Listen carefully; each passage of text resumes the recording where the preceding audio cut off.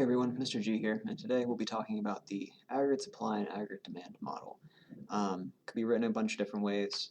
Could be ASAD, ADAS, aggregate. It just depends. In passing, usually they'll call it the aggregate model, but usually it'll be written as something more like this. So let's go ahead and talk about what it looks like to begin with. It's going to look something like this, with our aggregate supply that we've been talking about, with our aggregate demand that we've been talking about, and then our comparison of price level and real GDP. Again, a different label for this bottom axis here could be output. This YF is the current level of output or current GDP, because that's where the points are meeting, and then this P is going to be the price level that we're currently at, because again, it's focused on the equilibrium there. So much like equilibrium with our regular supply and demand, it is going to be the most important point on here and where we are currently operating at. And it's going to have different implications because it's not always going to be in a good place. Ideally, we want to be where all three of these are meeting, but we're going to see it's not quite perfect. So full employment is going to be when all of these are on the same point, where short-run aggregate supply, long-run aggregate supply, and aggregate demand are all together here. And that's going to be our ideal long-run macroeconomic equilibrium, something along those lines. Now, for our class, usually we're not going to be there because we need to figure out, for our intents and purposes, how to fix certain things. So a recessionary gap then is going to be one of the different types of graphs that we'll see, leaving it up to you guys to figure it out there. So a recessionary gap then is going to be when our equilibrium is below our full employment output, meaning that we're operating below our long-run aggregate supply, and the point's going to be somewhere to the left. So as you can see over here, this right here, this will be our recessionary gap, because our output's not that high. This would be our output at full employment, but this is our output right now. Price level, kind of not a big thing for this. It's mainly about our output and what our real GDP is. And eventually we'll start looking at how to fix this. Now, on the other side of this is going to be an inflationary gap. I might refer to this as an expansionary gap sometimes. But it's the opposite side of the coin here, which is when the economy might be doing too well, I guess you could say, which does have some pretty negative implications, namely in that our prices are way higher than what they should be, or it's starting to then, because prices are getting higher, starting to mean that there's inflationary consequences, hence the name inflationary gap. Now, that said, it's going to be when we're producing above our long-run aggregate supply, so we're producing to the right over here. This is our inflationary gap. And when we're talking about the PPC, for example, this is when we're a little bit outside, or our economy is beginning to be overextended, right? This is when we're having a bunch of people who are underemployed. This is when businesses are perhaps working a bit too hard, right? They don't have proper maintenance on their machines. So eventually it'll catch up to you, the problem will. But for now, you are producing more than what you naturally can, in a sense. Now, again, here's that delta, that triangle, like I said before. So changes in aggregate demand, like we talked about, will have different implications. I'm pretty sure there's a graph after this, but all of this looks like a foreign language right now. Hold on a second. I got people coming in. What do you guys need? We have a t-shirt for you for teacher appreciation. Awesome, thank you. You can just leave it on my desk somewhere. Appreciate it. Thank you. Alright, so anyways, all of this looks like a foreign language, I realize. So what this means to say is that consumption goes up, aggregate demand shifts to the right, meaning GDP is going to go up, and price level will go up with unemployment going down and inflation going up. And same thing for all of this. So as any one of these components of GDP goes up, it's going to be an increase in aggregate demand, shifting it to the right, whereas if there is a decrease in any of these components of GDP, then we will end up seeing Well, a decrease in aggregate demand, it'll shift to the left, with the different implications for the output, the price level, unemployment, and inflation. Let me make sure, there we go. Okay, now, we're gonna actually look at what this means then. So, starting on this one, we were starting right here. Is there any? There we go. Okay, so we're starting here. For a second, think about what kind of gap this is from what we just talked about.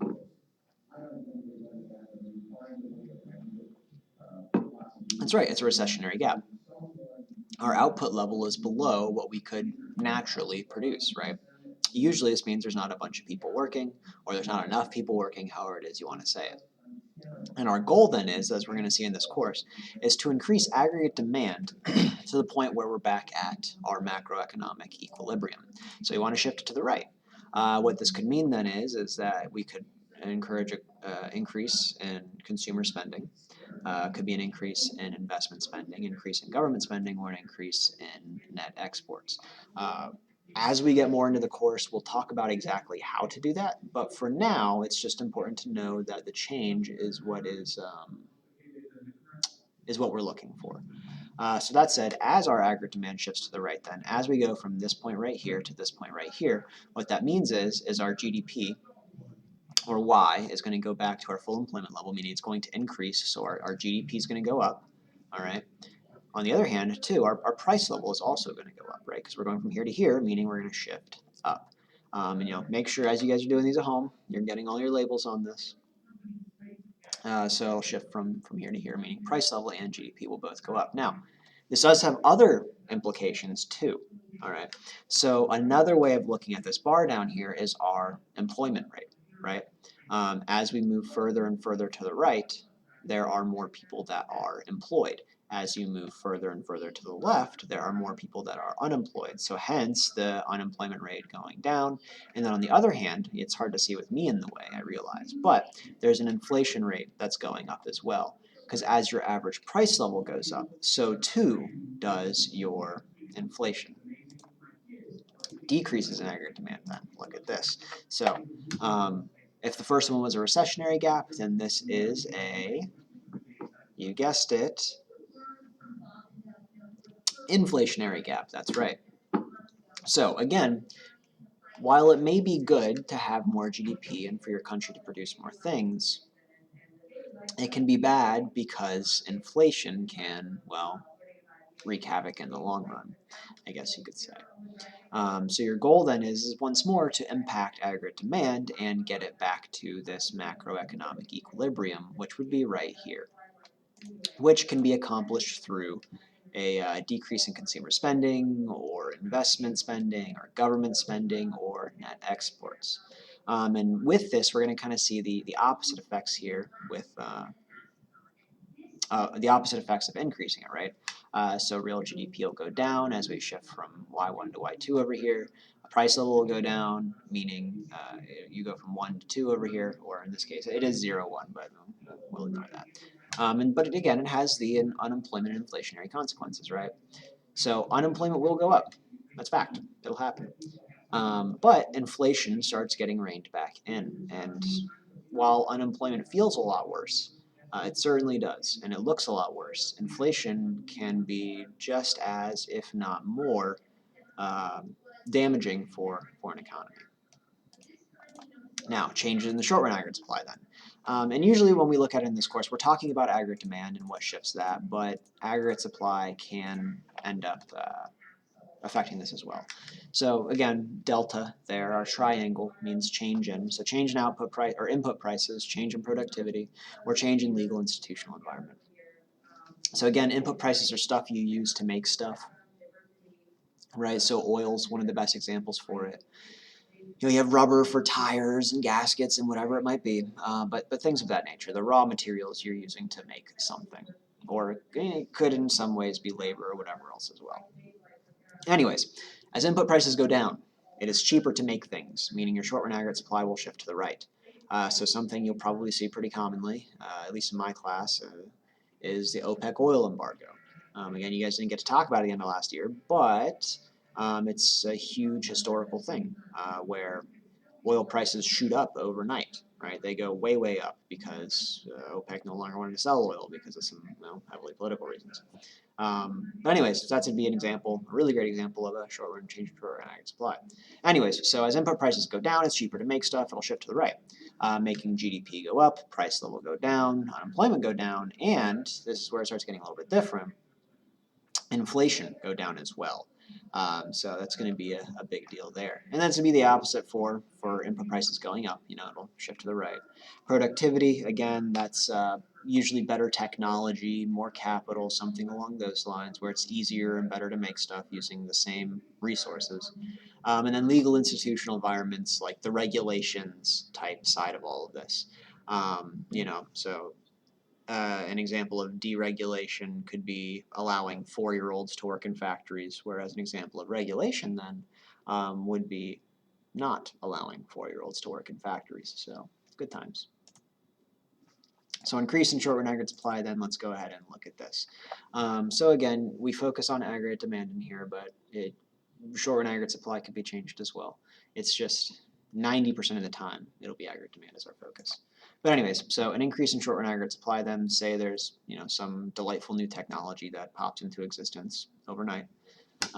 What that'll end up looking like then is we'll go from our first point here to our second point here. What we're going to see then is this is really good, right? Because we're not really suffering consequences with this. Because our price level is going down, right? Meaning our inflation is going down, and at the same time, our employment is going up, right? So there's more people with jobs, and our unemployment's going down. So this looks really, really good. Now, it can end up being bad in a sense if we get too far out here, because that's when we start getting to the lack of proper maintenance and brewing up a really bad storm. But not necessarily always the case. Decrease in short-run aggregate supply. Oh, and it keeps on doing that automatically. It's fine, I swear. Anyways, so I don't really like the fact that this one's starting at equilibrium because I don't. But it's an example of something called a supply shock, I guess you could say, where overnight something really bad happens. And when I say overnight, it could literally be overnight, over the course of a week, month, whatever it is. But overnight, something happens that ends up decreasing your short-run aggregate supply. So this is the OPEC oil embargo right here. And this is pretty much the worst thing possible when we're talking about shifts on this aggregate model, right, as far as the implications for the economy. Because if you'll notice, both our unemployment and our inflation are going up. So that's really bad.